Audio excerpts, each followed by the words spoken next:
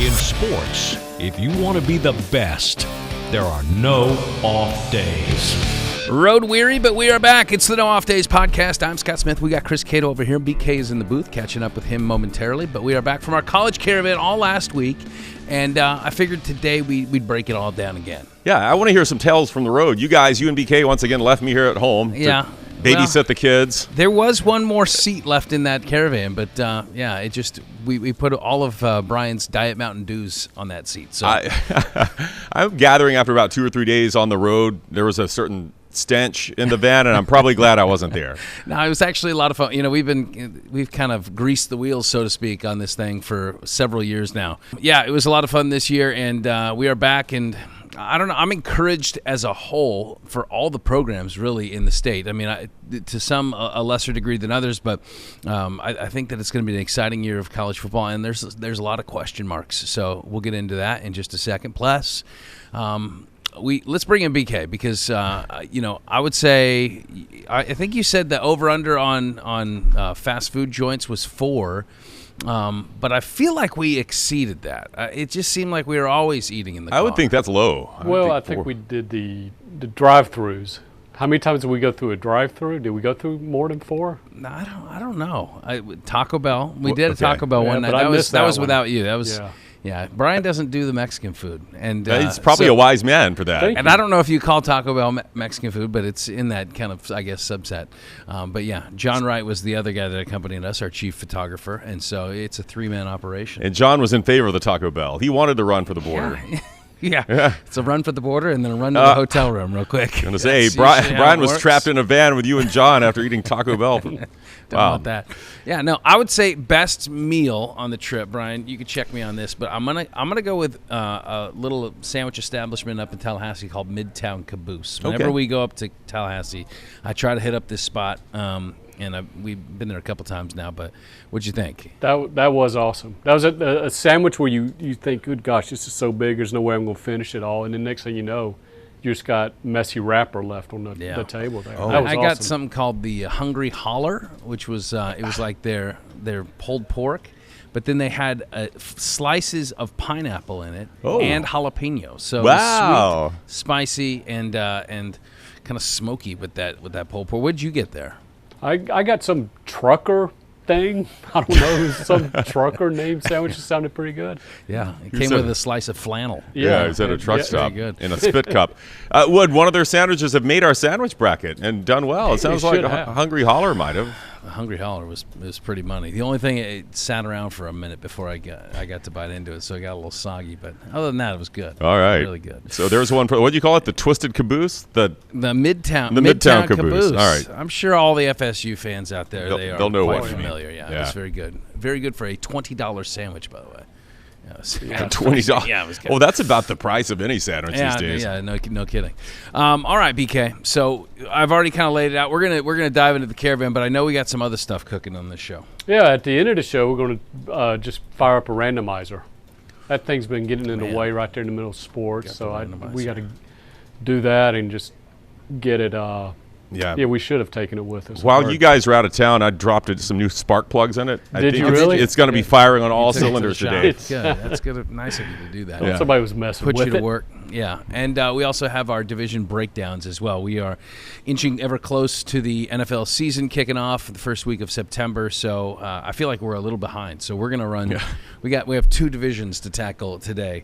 That will be coming up on the show. BK, we'll catch up with you for our fun block momentarily. See you guys. If you're listening and you want to watch, go to fox13news.com/nodpod. If you're watching and you want to listen or subscribe, you can take out your phone, zap the QR code on the screen, and head to our show page. Feel free to leave a comment on our YouTube channel and a 5-star on iTunes. Please subscribe. fox13news.com/nodpod. So our travels started with us last week in Orlando. We wanted to drop in on Scott Frost at UCF, and of course this is his return back to UCF after what was a disappointing run there in his native Nebraska. Going back to, he's from Lincoln. He's like the first son there of the Huskers, and but it was not not the best run there. He comes back to a UCF team, and they are totally new. I mean, they have brought in now 60-plus new players on this roster, so using the transfer portal, obviously, freshman recruits. But they, as we speak right now, they still have a quarterback battle, and they have one of the first games of the college football season, Chris. They're playing on Thursday night next week against Jacksonville State at the Bounce House. So, if I had to guess, just looking at who they have and kind of the resume that comes with them, it's a three-man race. They got Cam Fancher. He was a transfer from FAU. He could throw the ball. I guess he's a little turnover prone, throws the interception a little bit too much, but he's got an arm. Taven Jackson is an Indiana transfer, and he had some experience there with the Hoosiers last season. And then you have the only guy that has returning snaps under center, and that would be Ja'Cory Brown. So he's a former Miami guy, but he played a handful of games last year, started like 2 of them. He's more of a running quarterback. I think he probably ran for more yards than he threw last year. If I had to guess, this is just random, I would say Taven Jackson looked the part. Yeah, he certainly looked the part of a guy that Fancher's a little bit shorter. Again, he's got a nice arm.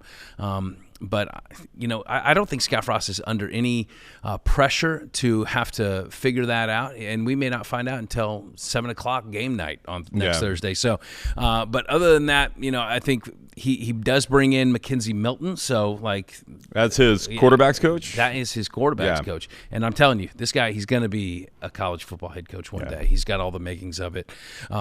And he sat down with us, saw that big old scar on his leg. I was like, wow, it was very impressive. But yeah, I think this is a team that's probably going to take some lumps here in the Big 12. I don't know how quickly they progress. I think they might be a little bit better than last year, so they might sniff bowl eligibility. But when in Frost's first go-round, it took them a little bit to get going. It was that first season, and then they had the undefeated season the following year. He was only there for 2 years before they had that magical 2017 season. So, I think it's going to be a challenging slate of Big 12 games, and we kind of look at their schedule. You got a couple fairly easy games. I say that cautiously, but FCS teams to open things up. Then you got a bye week before you open up the tougher slate of games against UNC. So you got the Fighting Bill Belichick's.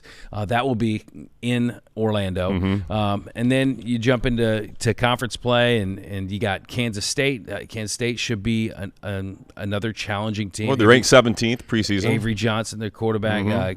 Kansas, that could be a win at Cincy. I think Kansas is going to be pretty good. You think so? Yeah. Okay. I do. Then that's not good.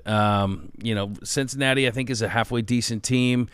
Skip on down past the second bye. You got Baylor on the road. I think Baylor's got the best quarterback in the league, and Sawyer Robertson. Yeah, I think they're probably going to win the Big 12. And then Houston, Texas Tech, best team money could buy here in the offseason. Yes. They, in fact, got a UCF guy in Lee Hunter, really good defensive tackle that's now playing for them. So that could be a little grudge match. Then Oklahoma State. Then you end the season at BYU, kind of a tough place to finish, nice and chilly there at the end of November. So I don't know. They 4-8 team last year. Could they pick up a couple more wins? Maybe 5-6 wins. That's kind of where I see this team. I think they're a little bit better. I think that they, having Scott Frost there, having a coach that's already been through the ringer, I guess, so to speak. He already knows the program and knows how to get around that. That's gonna, and how to recruit, more importantly, to UCF. I think that's going to be big. So I don't know, but a compelling team, I think. I think the biggest thing is with Scott Frost coming back, this is going to be a completely different gauntlet than he faced the first time he was there when they were a member of the American. This conference, this Big 12, is so unpredictable. It is. And we pointed out some teams there where they might pick up some losses, but I don't know. I mean, just last year, it was Arizona State. They were picked to finish dead last in the conference, and they won it and made the playoffs. So very unpredictable, but I do think it's a tough slate of games there for the Knights. And I think you're right that if they could improve on that 4-8 record from last year, then that would be a good sign for year one of Scott Frost's return. Just so many unknowns because of all the new players on the team. So day 2, it was down to Miami, and if there's a team that has probably the highest hopes in the entire state, it's the Canes this year. They come in 10th in the preseason poll for whatever that's worth, but I think that they have a new quarterback, so it's how do you lose the number 1 overall draft pick in Cam Ward at quarterback and still feel really confident about your offense? Well, they go out and they go pick up Carson You pay Beck. somebody. Yeah, they certainly did. And I will say this. We got to sit in and watch Beck during practice, and he's coming back from Tommy John surgery, but, man, you couldn't tell. He looked like he was operating that offense with efficiency. His arm was strong, moving around in and out of the pocket. Again, if you have a Mario Cristobal coach team, one thing that you're pretty sure of, you're going to have a good offensive line, and they certainly have that. Francis Maui-Noa is their right tackle. He's like the anchor on that front line. Probably going to be, a top 10 draft pick in the league this year or this next season. They have players on the other side of the ball, too. Ruben Bain, great edge rusher. He should be a first-round draft pick as well, but they have stacked this team, and I think they're going to be really good yet again. So, I mean, we could take a look at their schedule, and right out of the gates, they got a tough one. Ooh, that's a good one. Against Notre Dame. I mean, this is a great top 10 matchup week 1. But even if you drop that game to Notre Dame, you bounce back. Bethune-Cookman, USF should be a scrappy team, but they probably get the win there.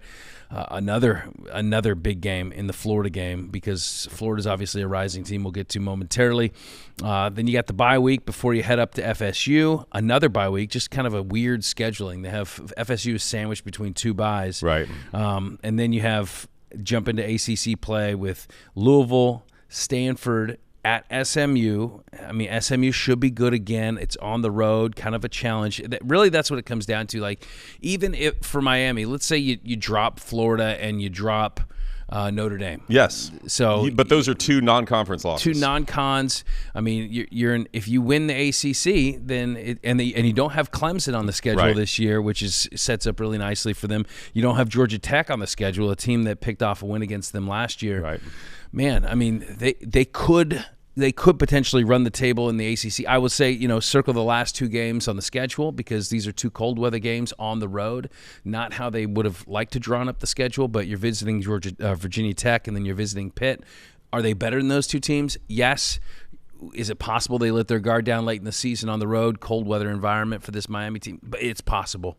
So I still think, man, they should be a playoff team this year. They should be competing for the ACC crown, probably them and Clemson, right? But this is a team with talent, as you highlighted there, and with the schedule.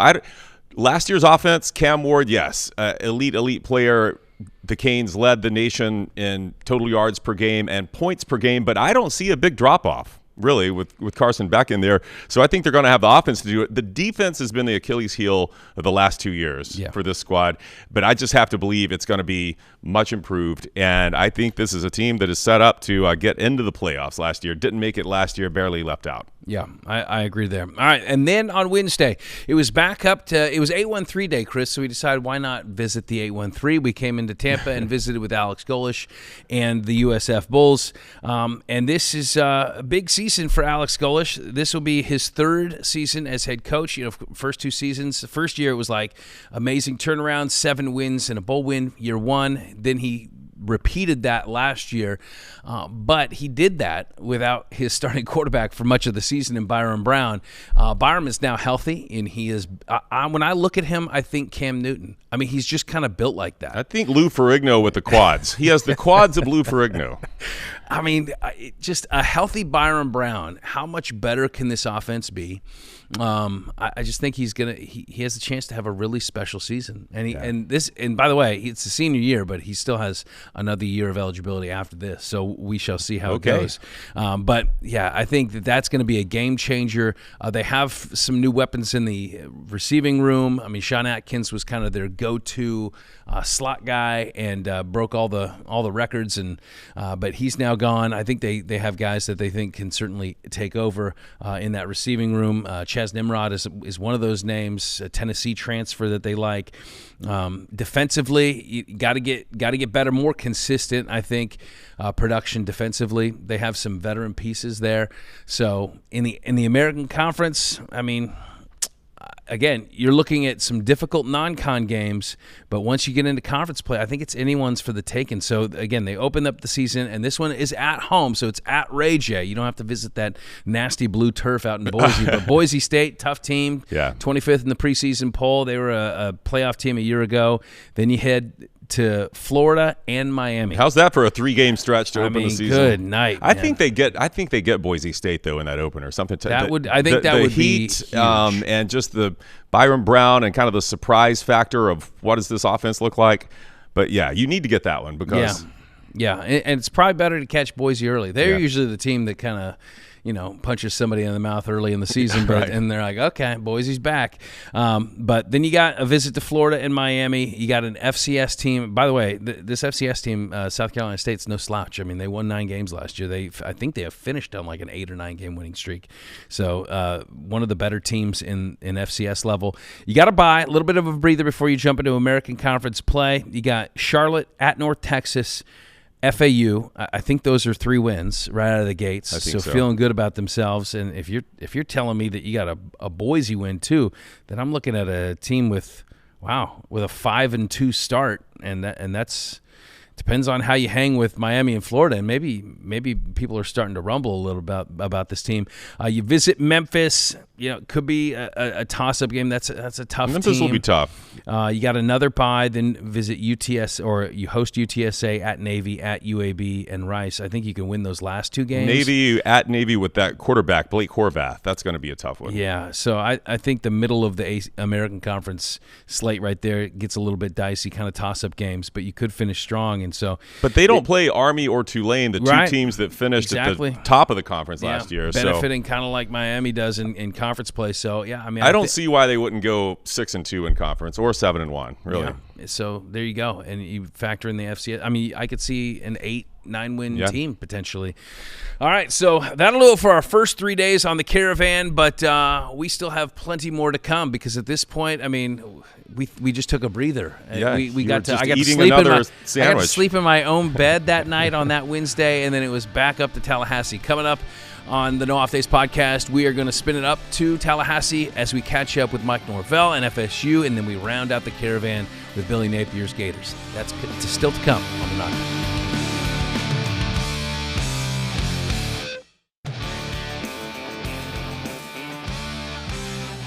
Welcome back to the No Off Days podcast. This week on the show, we are recapping our visit around the state last week as we went and did our college caravan. We logged over 1,300 miles on the road, and we hit up all 5 major programs in this state to preview the college football slate. And in the first block, we hit up UCF, Miami, and USF, and now we're going to jump into our Thursday visit last week to Tallahassee to visit with Florida State. And I think this is probably the biggest question mark across the national landscape. I agree. Of college biggest football. Mystery. What is this Seminoles team going to look like this year? They're another one of those teams that hit the portal hard. They had to find the right fit, and they feel like they found him in Tommy Castellanos, the BC quarterback. They grabbed him early when the portal season opened, and a lot of people are like, okay, why is that your guy? Maybe he could have made a run at Beck or whomever it might have been. Mm-hmm. I mean, Beck might have been already spoken for by Miami, but and really, I think it comes down to their offensive coordinator, Gus Malzahn. So he obviously leaves UCF and he takes the OC job at FSU. And for a guy that wants to find some success early, why not find a guy that knows the offense? Well, Castellanos was at UCF, correct? His freshman year. Under Malzahn. Yeah, so familiarity in that fast, up-tempo offensive attack. And so he is a guy that is skilled. He has some weapons with his feet and his arm, and he's apparently some confidence too. Yes, he's got a little better. Yeah. Yeah, he fired one across the bow on your Bama Crimson Tide. Tide. Yeah. Nick Saban's not here to save you anymore. Yeah. But I'll tell you what, and the players, when we spoke to them, they said, look, we're not going to police what he says. And I think they kind of, in some ways like the confidence he exudes. You know, it's one thing to be overly confident and blind to the fact, but we don't know how good they're going to be. And they practice every day together, so they feel confident in what they have, and they're seeing them out there on the practice field. I think it kind of makes them it forces them to up their game and kind of defend some of those comments, right? Like, you want to make your quarterback look good and prove him right. So I don't know how they're going to look week 1 against Bama. I think that's going to be a tough test. You get that game at home, fortunately for them. But win or lose in that game, again, the full ACC slate is still open for you. Can you make some noise? And having just won 2 games last year, I think the bar is fairly low. So, I mean, if you can jump over that and be bowl eligible, I think that would be a nice bounce back, and I think that would stave off some of the talk and the clamor for a replacement coach. And so Castellanos, scheme fit, Gus Malzahn, new offense. So I think it goes without saying that the offense will be better. And they had one of the worst in the country last year. It was awful last year. DJ was not a good fit. The O-line was bad. I mean, it was bad across the board. And we talked him up, too. I mean, we were one of the parties that were guilty of saying, hey, this team is a team that's going to be playoff, maybe national title contenders. Yeah, we drank that Kool-Aid. For sure. But this year, along with Castellanos, the receiving core, you got Deuce Robinson, and they get Randy Pittman, their tight end that I think they think very highly of. Don't forget the best name, though, the wide receiver, Squirrel White. Squirrel White. Tennessee from transfer. Tennessee. Yeah, they like Squirrel. I'll tell you what. Keep an eye on this freshman running back, Usman Kroma. He's looked really good during camp, and this guy, I think, is going to be just a stud. I don't know how much of a breakout you'll have freshman year. I think they're going to lean on him even as a freshman, but I think he's going to be a stud should he stay healthy. And I think their defense it feels like, they're improving. They're taking steps. Tony White takes over from Nebraska. He's their new DC up there. And then this goes along with all the kind of building projects. So, it's an easy analogy saying, hey, like, we're building a foundation literally and on the football field, and we're starting over again. And so I feel like a new day has kind of dawned. They're definitely like putting last year behind them, hoping to have learned the lessons. And boy, there were a lot of them. But in a way, aren't they repeating what they did last year in terms of complete roster flip, relying on mostly transfers and bringing in a transfer quarterback? I mean, this feels familiar to me. Right, but I will say that's not the first time they've done that, and Norvell has been successful before doing that. So it really is, I mean, when we talk about this, the portal giveth and the portal taketh, right? So a lot of it comes down to chemistry, fit, and I feel like did you get the right guys? Well, it's kind of like it's all the kids when a new toy comes out for Christmas season. It's like, well, I gotta go get it, and then it just sits on the shelf and it's actually a junky toy. It doesn't work. That turns can be into what DJ Uyunglele. Yeah. Well, no disrespect, but I mean, it was one of those things where I feel like you clamor for the next prize quarterback or whatever that position is, and you have to take into account the chemistry and all that and the fit in the offense and learning a new scheme. Not every quarterback is created equal in terms of how they mentally approach and can take in a playbook. Again, to your point that this is a mystery, this team. I don't know how much we find out week 1 because Alabama should be one of the best defenses FSU faces all year. Yeah. And so I don't think they win that one. But, schedule-wise, they've got also Miami. Tough. It's not an easy schedule. I mean, once you get past East Texas A&M and Kent State, there's some challenging games in there. Well, that's how that November stretch there, at Clemson, at NC State, which can be tricky, and 15th ranked Florida. I mean, I see schedule-wise, I see like 4 guaranteed losses and probably a 5th one. But if you go 7-5, that's a 5-win improvement over last year. I think they would take that right now. I mean, obviously the bar is high overall for this program. It should be this should be a team that is competing each and every year for national championships. But I think it's hard to expect a flip. Right. I will say, look, if you can go from 13 wins to 2 wins because of a roster change in one offseason, then why not be able to expect the inverse of that? 2 to 13. Wow, that would be something. Well, I don't know about 13, but yeah, I mean, you never know. Again, that's why they're one of the great mysteries going into the college football season. I can't wait to see that thing play out at the new Doak with all those lovely new chairbacks. The bells and whistles. Oh man, yeah. Their football facility, by the way, is amazing. Wow. So we wrapped up our college caravan last Friday in Gainesville and the Swamp, and the biggest question is How is DJ Lagway, the sophomore quarterback? When he's healthy, this team could ride this guy into national prominence. But he's been kind of nicked up, dealing with shoulder back in spring, and then he's dealing with a calf throughout fall. I will say that the latest report is that he took part in full team drills for the first time in fall camp. I think it's just about snap count at this point. It's like they feel really good about his arm strength. Napier said he has been throwing the ball as hard as he's seen him throw the ball, and he's working on his footwork. So while you can't do everything, like there are certain ways that they wanted to refine his skill set, and they feel like they've done that. But again, it comes down to snap count, and you do get to ease into your schedule a little bit with an FCS team in Long Island. But this team is loaded with talent, and they have built it quite the opposite. I think they had less than 10 portal guys.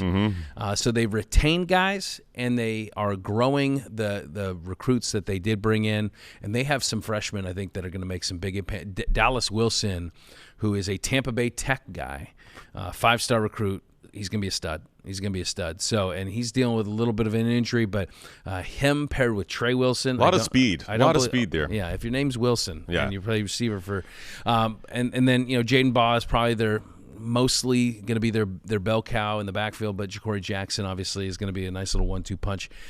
Defensively, I think they feel like they have some playmakers. Their front seven, they can get after the quarterback. I don't think that's going to be a problem. I think they finished like 4th in the ACC or the SEC last year. Defense was solid last year, yeah. Yeah. So and they ended the season strong. You end it with four wins in that mix. You have wins against LSU, Ole Miss.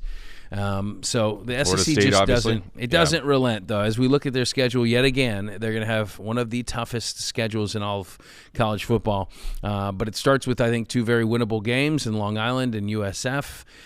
In both those games going to take place in the Swamp, and then you hit the road right into SEC play with LSU. Jump back out to play Miami on the road. Then you get a little bit of a breather. So through your first 4 games, I don't know. Yeah. Could they be undefeated? Could they be split 2-2? I think they're so. Not to jump in front of you, but the 4-game stretch that starts at LSU, at Miami, then you have the bye, but then you host number 1 Texas. That's and brutal. Number 19, you go to Texas A&M. I think that's brutal, but I think they're good enough to win 2 of those. Yeah, I do. I don't know which 2, but I could see them. I actually will go ahead and say I think they're going to take down Texas when Texas comes to the Swamp. That will be Texas' first loss, you think? I do think Texas gets by Ohio State week 1. That would be huge. Yeah. That would be huge. Yeah. I would say it lightens up a little bit with Mississippi State, but then you got to bye, and it's back up against Georgia, at Kentucky, at Ole Miss. I think both those are winnable games. Then you finish at home against Tennessee and against Florida State. I mean, it's just a heavyweight bout the whole way through. So what does it look like to be improved for this year's Florida team? They finished last year with 8 wins, which was a great number for them, I think, and especially given how that season looked midway through, and you're getting rumors of a coaching change about to take place. Man, I think if you equal that number, maybe get to 9 wins, I think that's a good season. But vying for national championships is the expectation. So, again, you're going to have to prove your salt, and I think maybe that happens early. We'll see. When they face LSU, what kind of team goes into Baton Rouge? Right. If you have a healthy DJ Lagway, all these guys are making plays. Your young guys are stepping up and popping. You're getting after the quarterback as they should on the defensive side of the ball. I don't know. This could be, maybe they challenge Miami for best team in the state. Yeah. But that's kind of how I would put it. I would recap it. I'd say Miami has the horses. They have the schedule, I think, sets up for them to where they could potentially. I just want to see them play defense. Yeah. I just want to see, because the last 2 seasons we said Miami's going to be great this year. They're going to be. They won 10 games last year, but got to play better defense. Yeah. So I would go Miami, Florida, probably Florida State, USF. I could see them being a little bit better than UCF this year. I could too. So that's kind of how I'd round it out. It was a lot of fun. I'm excited to get the season kicked off. Yeah, enough talking about it already. Driving, logging miles. Let's sit in the comforts of our own home and watch these games. What do you say? Eat some Taco Bell. Yeah. Oh, it pairs very well with college football. All right, coming up on the other side, it is time to jump into our NFL preseason division breakdowns. We're going to knock out the AFC and NFC North. Oh, goodness. We're going to go. If you think that last segment was quick, wait till you see More this next football. one. It's coming up.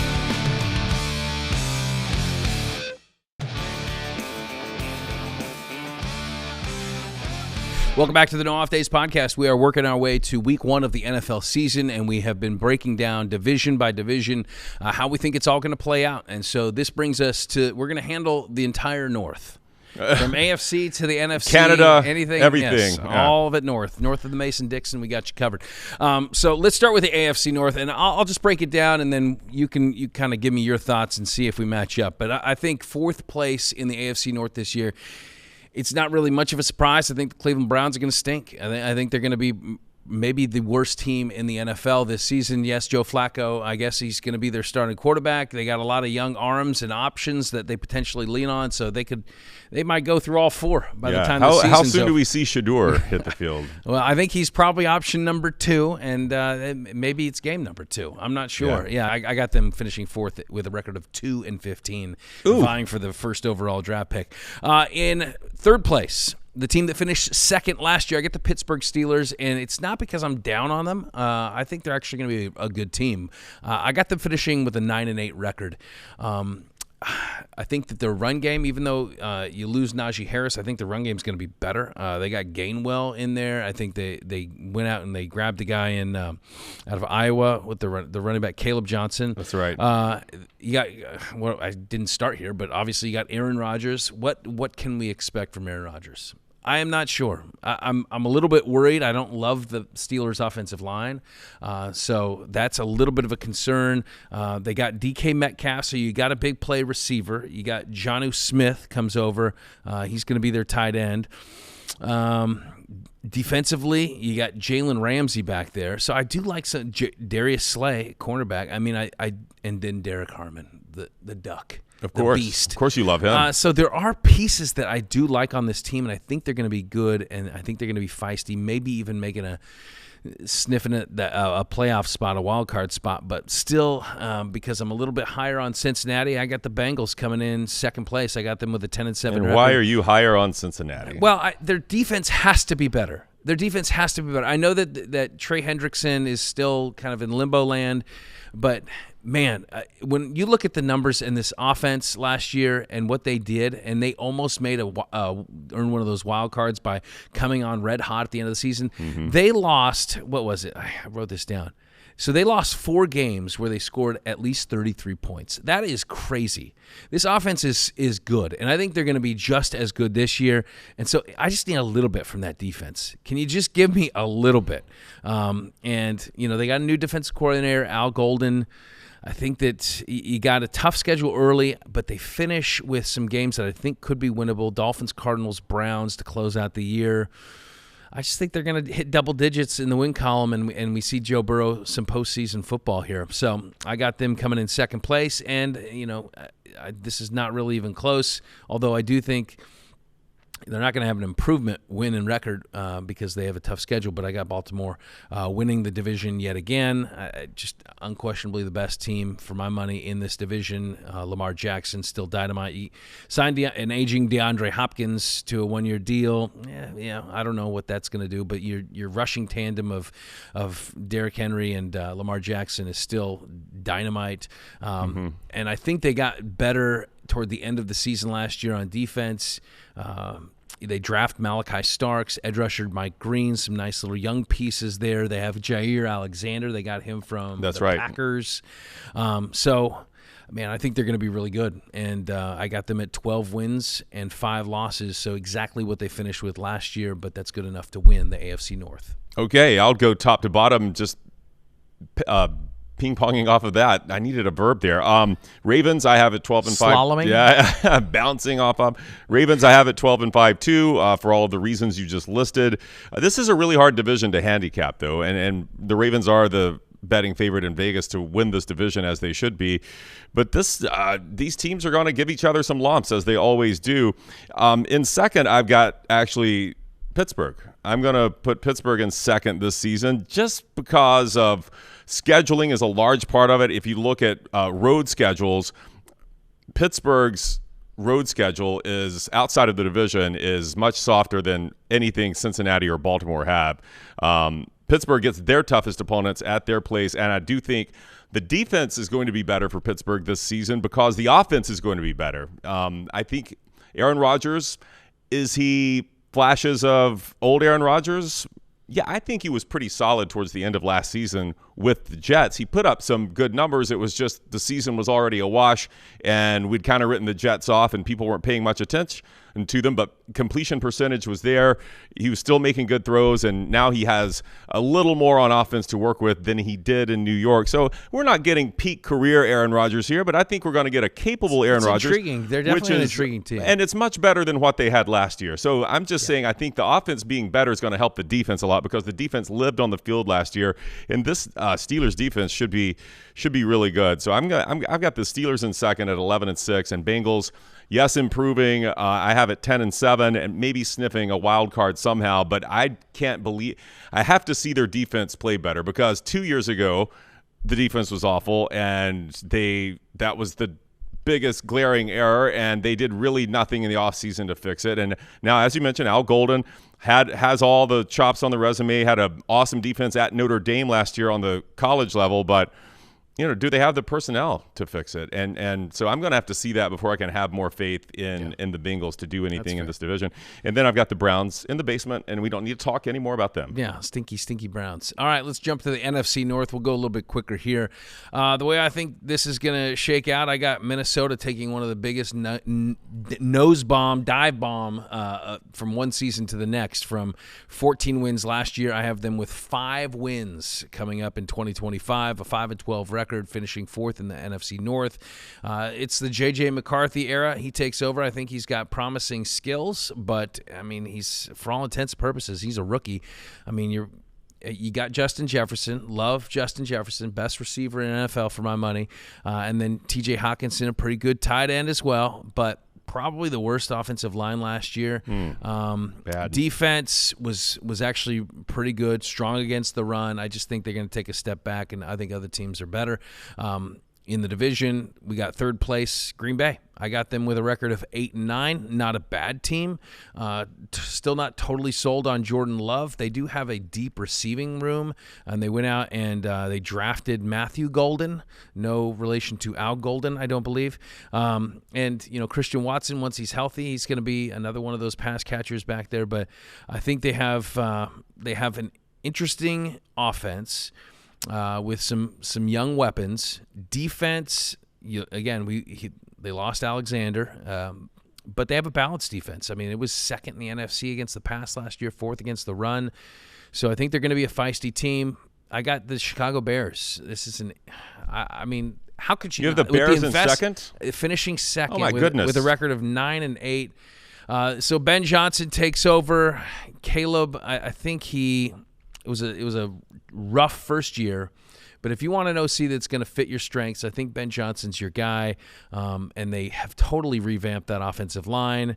They went out and got a tight end that I think is going to look like Sam Laporta in this offense, in Colton Loveland. So it was a top 10 pick to get him.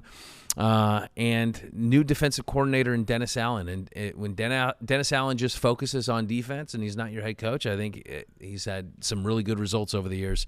So I think Chicago, they've invested. They have some playmakers on offense, and I think they're going to be a good team. I got them just a skosh better than the Packers at 9-8, finishing in second. I got the Lions winning the division yet again. It's not going to be a 15-win Lion team. I think they finished 11-6.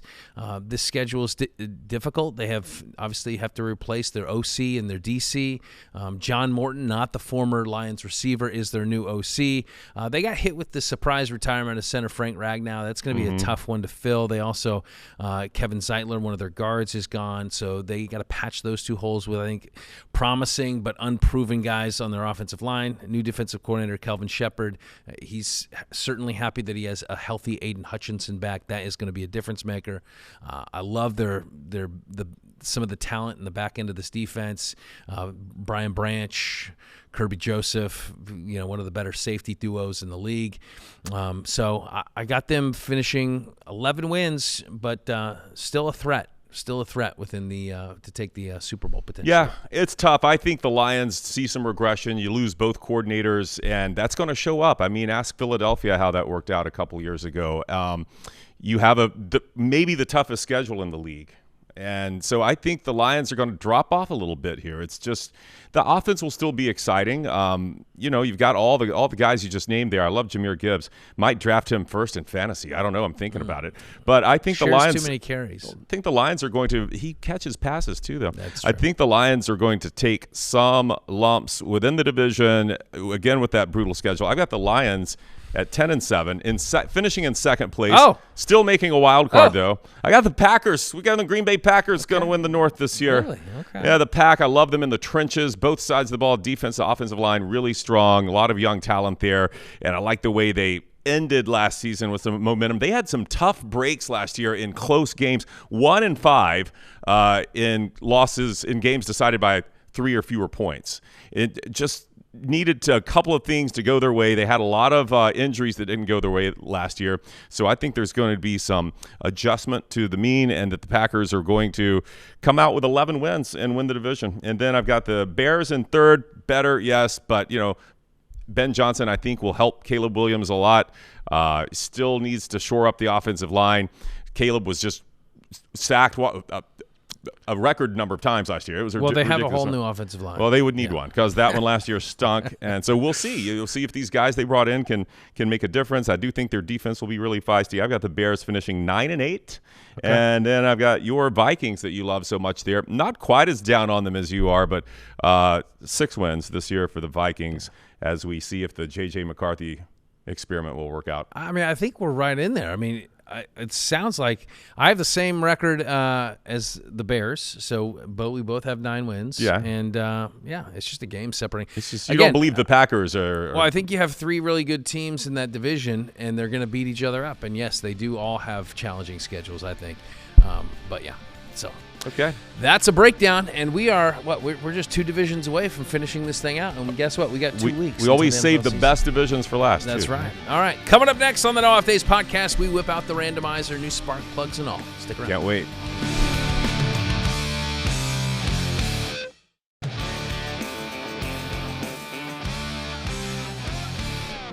Welcome back to the No Off Days podcast. It is our D block, which means it's our fun block. Bring out the confetti. Let's bring in the Mr. Fun himself, Brian King. Brian, I understand. Wait, why are you shaking your head? I'm not Mr. Fun. I'm the antithesis of Mr. Fun. Well, there's a little bit of, You're being Mr. Humble now. You are fun. No, Look at you. Come on, man. I like how you wear your glasses, too. Well, it's kind of like down on your nose a little bit, like a teacher. Gives you a very professorial air about you. I can't see through them. Okay. Well, you've revved up the revved it randomizer. up. Cato said he put some, he tuned it up a little bit. Yeah, so put some new spark plugs in it, gave it an oil change. All right. Who's going to go first? Who wants to do his question? This is voice automated, so voice when we say automated, stop, you will stop the old randomizer. So, yeah, I will go first. Okay. Let's roll it, Griffin.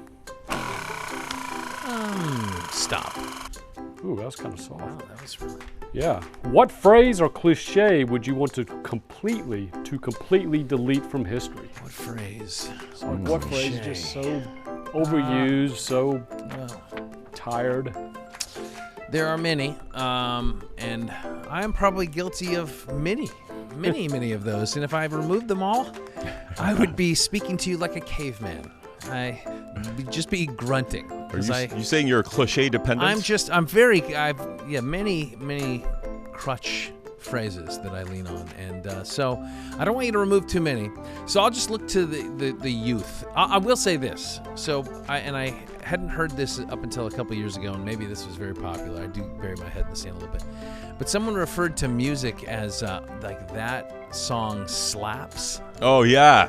I cannot. One of our coworkers says that, by the way. I won't call her out. Who says that? I don't want to say because she's a friend of the show. Well, Does I don't want to. Does she make cakes? Okay, well then maybe I shouldn't. I just I don't know what about that phrase just rubs me the wrong way. It slaps. It's like It bothers you, doesn't it? I just think of like slap at the base. I just don't. Yeah, it bothers me. I don't like any of the it's lit. You know, the use of Riz bothers me a lot. I think it's more used tongue-in-cheek nowadays, but yeah, I'm gonna go with that slaps. Okay. So I know one person that's going to be upset with your answer. Going to slap you. Me. There are so many. I just hate like all of the ones that are derived or they're put out there because of a trend on social media, like this era or POV that you're da da da, or I was this days old when I learned that da da da. Sorry, not sorry. If you know, you know. I mean, those are. Oh, I hate sorry, not sorry. Yeah, I know. I'm just old man shaking my fist at the clouds right now at all these cliches. You know, in our jobs in news, we're trained not to write with cliches, but we do it all the time. You're the sports guy. I'm a news guy. No rules. I was properly trained. Off days.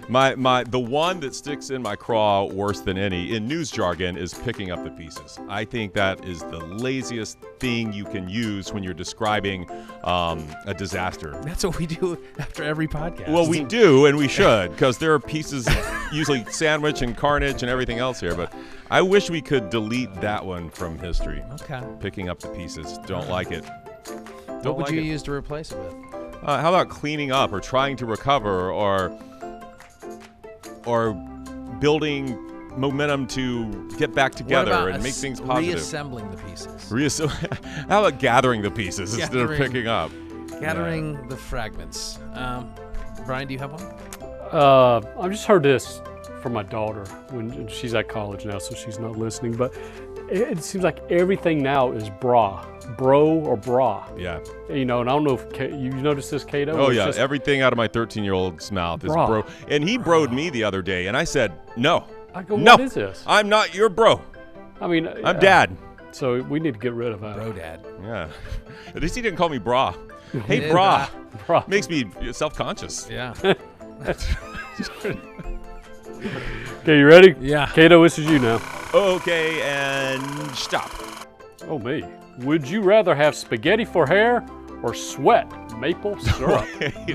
Oh, okay. I didn't put the right kind of spark plugs in the old randomizer here. I know, Cato. I may have poured some tequila down its throat. What kind of question is that? Now, is this angel hair spaghetti or is it regular? It can be, I guess, regular. It can be any spaghetti you want. It makes It could be elbow macaroni if you'd like.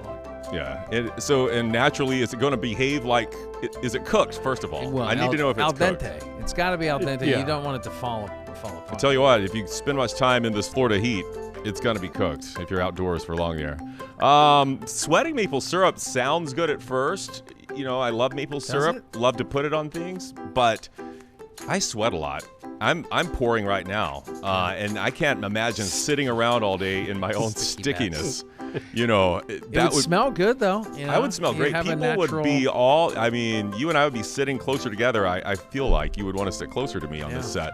So I guess just based on the uncomfortableness of the maple syrup sweat sticking to my body and clothes and having to do laundry with that situation going on, I'm gonna go spaghetti hair because I can always put on a nice sauce hat. Yeah. You know, put a colander on my head. And walk around and cover up my spaghetti hair. I like it. Yeah, there's nothing about maple syrup sweat that sounds appealing to me, so I'm kind of surprised by that answer. But yeah, I'm gonna also go with spaghetti hair. That seems I would be able to eat my own haircut, which is nice. I love a good bowl of spaghetti. I don't know. I'd kind of want to do more of like the curly. What are the curly noodles? Oh yeah, a little. My hair's so straight that I would love to have some curly noodles. Not rigatoni. Those are more elbow, right? Yeah, as a fusilli. Fusilli, yeah. Yes. Like fusilli Jerry. Yeah. Yeah, or maybe like a good, nice, like just give me like 3 lasagna shells. Like side, back. Yeah. You know. Go ahead and put some ricotta cheese on it too. Just flip it. I got 3 lasagna shells on my head.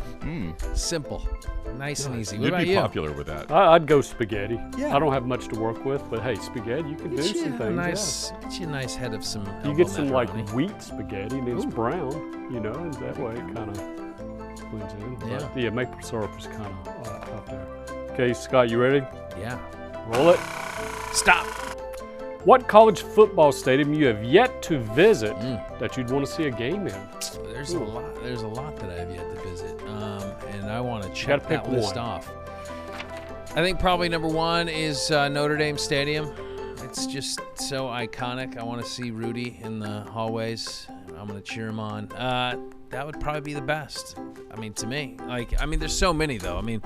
Name an SEC school. I'd love to see a game at Ole Miss. I'm never going to step foot inside Bama's, but...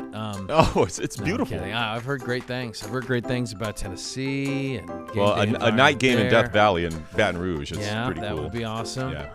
So why don't you invite me on some of these college football road trips that you go on? Oh, I'll invite you just like you invited me on your Caravan last week. That was work. Yeah. I know. Let's work when I go to cheer for a college football team, too. Let me tell you. I would say probably Notre Dame would be pretty sweet. Yeah. That's a good one. That's on my list. You did this one last year. I think Rose Bowl is one I would. Yeah. I can't decide. I'm going to say Rose Bowl. But close second would be, and it's nothing about the stadium, but I've heard the tailgating is phenomenal, and a whiteout game at Beaver Stadium, Penn State. That looks like just such a cool environment. That would really too. Yeah. Yeah, that looks really cool. Well, because I've done something. I've done the night game in Baton Rouge, Louisiana, LSU. I've done the Swamp, which is really cool. By the way, Swamp louder when I was there. I was watching Bama play both of those opponents. Swamp was louder than Death Valley. Really? That's right. Be proud, Florida fans. There you go. Good job. Of course, my hearing was worse when I went to Death Valley, so maybe that factored into it. No Autzen Stadium? I didn't have that one on my list, but I wouldn't mind checking it out. Come on, man. I'm going out for a What game. did we miss, I'm going out for a game this November. Are you? Yeah, Okay. I was going to go to the Penn State game, but I don't want to go somewhere. I don't want to risk watching my team lose. That wouldn't happen. So I got them against Minnesota. Okay. All right. What about you, BK? Yeah. What did we leave off? I don't know. I'd kind of just because West Point, go see a game there. You know, it's on the banks there to go see the Army play. Mikey State. That's one of the few I've actually been to. Really? Okay. It just It always is looks stunning. cool. If it's got to be the right time of year, you know, the leaves have got to be changing and stuff. There's a but- place where you want to go watch a 10-3 football game. Well, that's the place I know. right That's there. the only thing. I'd rather go see an Army-Navy game. That's something I'd That would really be want awesome. to see. I will say West Point. It's on. It's West Point. So it's super cool. You see like people, guys out in uniform and stuff, and it's right there on. I think it's the Hudson. It's the Hudson, yeah. Yeah, Yeah, it is. and I went. This was back in the day. It was Tulsa was playing Army, and it was fall. It was picturesque, upstate New York. It was like the most beautiful setting I've ever seen for a football game. Yeah. So yeah, you should definitely go. Okay. He concurs. I almost wanted to enlist. Wow. That's how bad I liked it. Well, your spaghetti hair kept With you the- from passing the physical. Sorry, son. You need Lasagna some keeps falling off of his What's that, head. rigatoni in your hair? All right. All right. Very good. Much thanks to our guest, no one on this podcast. that's Well, right. BK was a He's guest of the gone. Caravan. He's already, look at him. He's already out. He's fast forwarding through time. Much thanks to our nodpod crew. We got Rochelle on the jib over here. We got Chris on the ones and twos. I'm not sure who's doing the audio board. Maybe Ronnie. I don't know. What's he doing? I don't know what's he. He's always doing something sneaky. I saw him toting a lunch is- pail yeah, it towards is the Ron. audio booth, so I think he's in there. It's Ron. Yeah. Yeah. He's doing good stuff. He's planning his next kitty litter cake. All right. Much thanks to my co-host here, Chris Cato. Until the next time we are on, there are no off days.